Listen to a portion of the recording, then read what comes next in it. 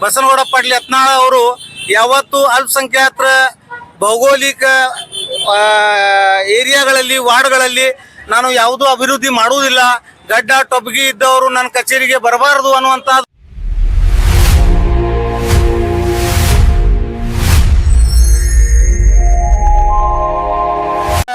ಬಸನಗೌಡ ಪಾಟೀಲ್ ಯತ್ನಾಳ್ ಅವರು ಯಾವತ್ತು ಅಲ್ಪಸಂಖ್ಯಾತರ ಭೌಗೋಳಿಕ ಏರಿಯಾಗಳಲ್ಲಿ ವಾರ್ಡ್ಗಳಲ್ಲಿ ನಾನು ಯಾವುದೂ ಅಭಿವೃದ್ಧಿ ಮಾಡುವುದಿಲ್ಲ, ಗಡ್ಡ ಟೊಬ್ಗಿ ಇದ್ದವರು ನನ್ನ ಕಚೇರಿಗೆ ಬರಬಾರದು ಅನ್ನುವಂಥದ್ದು ಒಂದು ಅವೇಳನಕಾರಿಯನ್ನಾಗಿ ಮಾತನಾಡುತ್ತಿದ್ದನ್ನು ಇವತ್ತು ಹಳ್ಳಿ ಮತ್ತು ಜಿಲ್ಲಾ ಉಸ್ತುವಾರಿ ಸಚಿವರಾದ ಎಂ.ಬಿ. ಪಾಟೀಲ್ ಅವರು ಸಾಬೀತುಪಡಿಸಿದ್ದಾರೆ. ರಾಜತಂತ್ರ ಮತ್ತು ರಾಜನೀತಿ ಅಂದ್ರೆ ಸರ್ವ ಜನಾಂಗ ಸುಖಿನೋ ಭವ ಅನ್ನುವಂಥ, ಸರ್ವ ಜನಾಂಗ ಸುಖಿನೋ ಭವ, ಸರ್ವ ಜನಾಂಗ ಶಾಂತಿಯ ತೋಟ ಅನ್ನಾಗಿ ರಾಜಕಾರಣ ಮಾಡಬೇಕು ಅನ್ನೋಂಥದ್ದು ಹಳ್ಳಿಯವರ ಕಡೆಯಿಂದ ದಿನೇಶ್ ಹಳ್ಳಿಯವ್ರ ಕಡೆಯಿಂದ ನಗರ ಶಾಸಕರು ಕಲ್ಕೋಬೇಕು, ತಿಳ್ಕೋಬೇಕು ಅನ್ನೋಂಥದ್ದು ನಾನು ಮಾಧ್ಯಮದ ಮುಖಾಂತರ ನಗರ ಶಾಸಕರಿಗೆ ಒಂದು ಪಾಠ ಮೆಸೇಜ್ ಅನ್ನು ಕೊಡ್ತಾ ಇದ್ದೀನಿ.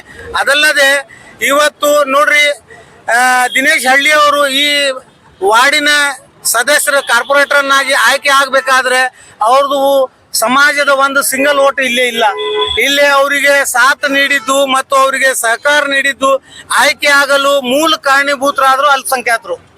ಮುಸ್ಲಿಂ ಸಮಾಜದ ಸಂಪೂರ್ಣ 99% ಮತದಾನ ಇವ್ರ ಪರವಾಗಿ ಚಲಾಯಿಸಿದ್ದಕ್ಕೆ ಇವತ್ತ ಈ ಏರಿಯಾದ ಅಲ್ಪಸಂಖ್ಯಾತರಿಗೆ ಅವರು ನಂದನವರ ಮಾಡಿ ವಾರ್ಡನ್ನು ಇವತ್ತು ತೋರಿಸಿಕೊಟ್ಟಿದ್ದಾರೆ. ಹಾಗಾಗಿ ಇಡೀ ವಾರ್ಡದ ಮುಸ್ಲಿಂ, ಹಿಂದೂ, ದಲಿತ್ ಸಮಾಜ ಮತ್ತು ಇತರೆ OBC ಸಮಾಜ ಎಲ್ಲ ಮತದಾರರು ಇವತ್ತು ಇವರದು ಚಿರಋಣಿಯಾಗಿ ನಾವು ಅವರಿಗೆ ಕೋಟಿ ಕೋಟಿ ಕೃತಜ್ಞೆಯನ್ನು ಸಲ್ಲಿಸುತ್ತೇವೆ. ಯಾಕೆ ಅಂತಂತಂದ್ರೆ ಅಭಿವೃದ್ಧಿ ಒಂದೇ ಒಂದು ಜಪ ಹಿಡ್ಕೊಂಡು ಅವರು ಮುಂದೆ ಸಾಗಿಸ್ತಾ ಇದ್ದಾರೆ.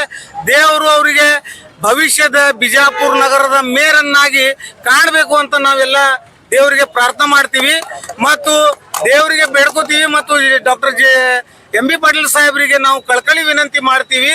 ಇದೇ ರೀತಿ ಅಭಿವೃದ್ಧಿ ಮಾಡುವಂತ ಒಬ್ಬ ಪ್ರಾಮಾಣಿಕ ದಕ್ಷ ಕಾರ್ಪೊರೇಟರ್ ದಿನೇಶ್ ಹಳ್ಳಿ ಅವರಿಗೆ ಮುಂದಿನ ಅವಧಿಯ ಮೇಯರ್ ಮಾಡಬೇಕು ಅಂತೇಳಿ ನಮ್ದು ಸ್ವಯಂ ಪ್ರೇರಿತ ಆಗ್ರಹ ಇದೆ. ಮತ್ತು ಅದರ ಜೊತೆಗೇನೆ ಇವತ್ತು 35 ಕಾರ್ಪೊರೇಟರ್ಸ್ ಈ ಬಿಜಾಪುರ ನಗರದಿಂದ ಆಯ್ಕೆ ಆಗಿದ್ದಾರೆ. ಆದರೆ ಕೆಲವು ಕಾರ್ಪೊರೇಟರ್ಸ್ಗಳು ತಮ್ಮ ಸ್ವಾರ್ಥಕ್ಕಾಗಿ ತಾವು ಏನಾರೇ ಮಾಡ್ತಾ ಇದ್ದಾರೆ. ನಾವು ಅದರ ಬಗ್ಗೆ ಚರ್ಚೆ ಮಾಡಲಿಕ್ಕೆ ಹೋಗುದಿಲ್ಲ. ಆದರೆ ನಿಷ್ಠೆಯಿಂದ ಪ್ರಾಮಾಣಿಕ ದಕ್ಷ ಭ್ರಷ್ಟಾಚಾರ ವಿಲ್ಲದೆ ಇವತ್ತೇನಾದ್ರೂ ವಾರ್ಡಿನ ಅಭಿವೃದ್ಧಿಗಾಗಿ ಶ್ರಮಿಸುತ್ತಿದ್ದಾರೆ ಅಂತಂದ್ರೆ ದಿನೇಶ್ ಹಳ್ಳಿ ಅಂತ ನಾನು ಹೇಳಲಿಕ್ಕೆ ಬಯಸಿ ನನ್ನ ಮಾತು ಮುಗಿಸ್ತೀನಿ. ಜೈ ಜೈ ಕರ್ನಾಟಕ. ಸರ್ 3 ವರ್ಷ ಆಗಬೇಕು. ನಗರ ಶಾಸಕರು ಮುಸ್ಲಿಮರು ಟೋಪಿ ಈಗ 3 ವರ್ಷ ಆಗ ಭೂಮಿ ಪೂಜೆ ಆಗ್ತಾವ ಸರ್. ರಸ್ತೆಯಲ್ಲಿ ಈಗ ಜೇಮ್ ರೋಡ್ ಭೂಮಿ ಪೂಜೆ ಆಗ್ಯಾವ ಸರ್. ವಿನಾತನ ಕೆಲಸ ಚಾಲುವಾಗಿಲ್ಲ.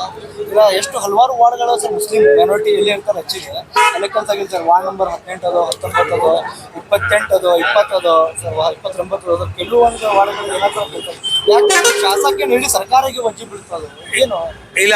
ಈಗ ನೋಡ್ರಿ, ಜಿಲ್ಲಾ ಉಸ್ತುವಾರಿ ಸಚಿವರು ಡಾಕ್ಟರ್ ಎಂ.ಬಿ. ಪಾಟೀಲ್ ಸಾಹೇಬರು ಮಾಡಿರುವ ಎಸ್ಟಿಮೇಟ್ ಮತ್ತು ಅನುದಾನ ಏನು ಕೇಂದ್ರ ಸರ್ಕಾರದಿಂದ ಬಂದಿದ್ದು ಅನುದಾನ ಏನಿತ್ತು 156 ಕೋಟಿ ಚಿಲ್ಲರ್ ಅಮೌಂಟ್, ಅದರಲ್ಲಿ ಬಿಜಾಪುರ್ ರೆಕಾರ್ಡ್ಸ್ನಲ್ಲೇ ಬಿಜಾಪುರ್ ಇತ್ತಿತ್ತು.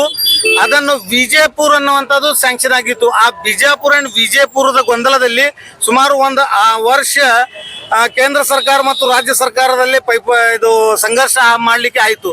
ಹಾಗಾಗಿ ವಿಳಂಬ ಆಯಿತು. ನಂತರ ಟೆಂಡರ್ ಪ್ರಕ್ರಿಯೆ ಟೆಕ್ನಿಕಲ್ ಇಶ್ಯೂಸ್ಗಳು ಸರಿಪಡಿಸಲಿಕ್ಕೆ ಒಂದು 6 ತಿಂಗಳ ಕಾಲಾವಧಿ ಹೋಯಿತು. ಆದರೆ ನಿರಂತರ ಡಾಕ್ಟರ್ ಎಂ.ಬಿ. ಪಾಟೀಲ್ ಸಾಹೇಬರು ನಮ್ಮ ಮೈನಾರಿಟಿ ವಾರ್ಡ್ಗಳನ್ನು ಈ ಕಾರ್ಯಾವಧಿ ಒಳಗೆ ಸಂಪೂರ್ಣಗೊಳಿಸ್ಬೇಕಂತೇಳಿ ಈಗ ಗುದ್ಲಿ ಪೂಜೆಯನ್ನು ನೆರವೇರಿಸಿ ಅನುದಾನ ಬಿಡುಗಡೆ ಮಾಡಿಕೊಂಡು ಈಗ ಟೆಂಡರ್ ಪ್ರಕ್ರಿಯೆ ಮುಗಿಸ್ಕೊಂಡು ಈಗ ಕೂಡಲೇ ಕೆಲಸ ಪ್ರಾರಂಭ ಆಗುವಂಥದ್ದು ಹಂತಕ್ಕೆ ಈಗ ಆಗಿದೆ. ಹಾಗಾಗಿ ದೇರ್ ಸಹಾಯ ದುರುಸ್ತಾಯ ಅಂತೇಳಿ ಅನ್ನುವಂಥ ಮಾತಿನಿಂದ ನಾವು ಜಿಲ್ಲಾ ಉಸ್ತುವಾರಿ ಸಚಿವರಿಗೆ ಧನ್ಯವಾದ ಸಲ್ಲಿಸ್ತೇವೆ. ಸ್ಮಾರ್ಟ್ ಸಿಟಿಯಲ್ಲಿ ಅದು ನಗರ ಶಾಸಕರಿಗೆ ಕೇಳಬೇಕು.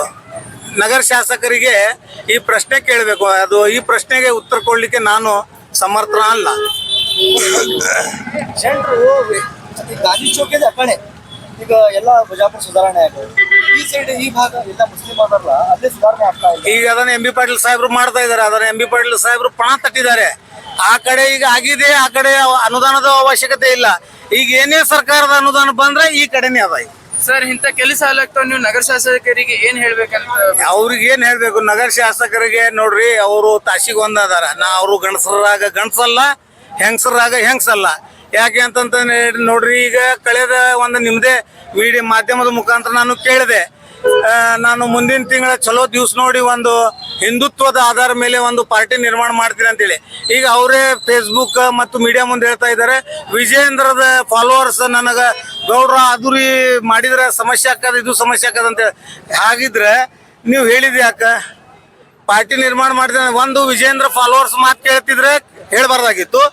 ಅವು ವಿಜೇಂದ್ರ ಮಾತು ಕೇಳ್ತಿದ್ದಿಲ್ಲ ಅಂತಂದ್ರೆ ನಿರ್ಮಾಣ ಮಾಡಿ ತೋರಿಸ್ಬೇಕು. ನಾವು ಸ್ವಾಗತಿಸ್ತೀವಿ. ನಮ್ಮ ನಗರ ಶಾಸಕರ ಕಟ್ಟಿರುವ ಪಾರ್ಟಿಗೆ ನಾವು ಸ್ವಾಗತಿಸ್ತೀವಿ, ಒಂದು ಗಂಡಸರ ನಿರ್ಣಯ ತಗೊಂಡ್ಕೊಂಡ್ರೆ. ಸರ್ ಒಂದ್ ಕಾಣ್ ಬರ್ಲಿಕ್ಕೈತಿ, ಬಿಜೆಪಿ ಕಾರ್ಪೊರೇಟರ್ಸ್ ನಗರ ಶಾಸಕರ ಜೊತೆ ತಿರ್ಗಾಡ್ಲಿಕ್ಕೆ. ಅದು ಅವ್ರದ್ದು ಆಂತರಿಕ ವಿಷಯ, ನಾನು ಅದ್ರ ಬಗ್ಗೆ ಚರ್ಚೆ ಮಾಡಲ್ಲ. I am not party person. ನಿಮ್ಮ ಅಭಿಪ್ರಾಯ ಏನು? ನನ್ನ ಅಭಿಪ್ರಾಯ ಅದು ಮಾಡಬಾರ್ದು. ಅವರು ನನ್ನ ವೈಯಕ್ತಿಕ ಅಭಿಪ್ರಾಯ ಕೇಳಿದ್ರೆ ಮಾಡಬಾರ್ದು. ಅವರು ಬಿಜೆಪಿ ನಿಂತ ಉಚ್ಚಾಟಿತಾಗಿದ್ದಾರೆ, ಆದ್ರೂ ಬಿಜೆಪಿ ಮೆಂಬರ್ ಜೊತೆ ತಿರ್ಗಾಡಿ. ಈಗ ನೋಡ್ರಿ, ಅದು ಅವರು ಪಾರ್ಟಿ ಶಿಸ್ತಿನ ಪಾರ್ಟಿ ಅಂತ ಅವ್ರು ಹೇಳ್ತಾ ಇದ್ದಾರೆ. ಆ ಪಾರ್ಟಿಗೆ ಅವರಿಗೆ ಅದು ಬಿಟ್ಟಿರುವುದು ವಿಷಯ. ಅದು ನನಗೆ ಉತ್ತರ ಕೊಡುವಂತ ವಿಷಯ ಅಲ್ಲ. ಬೈ ಎಲೆಕ್ಷನ್ ರಾಜಕೀಯ ನನ್ಗೆ ಗೊತ್ತಿಲ್ಲ ಸರ್. ನಾನು ರಾಜಕಾರಣ ಬಗ್ಗೆ ಮಾತಾಡೋದಿಲ್ಲ.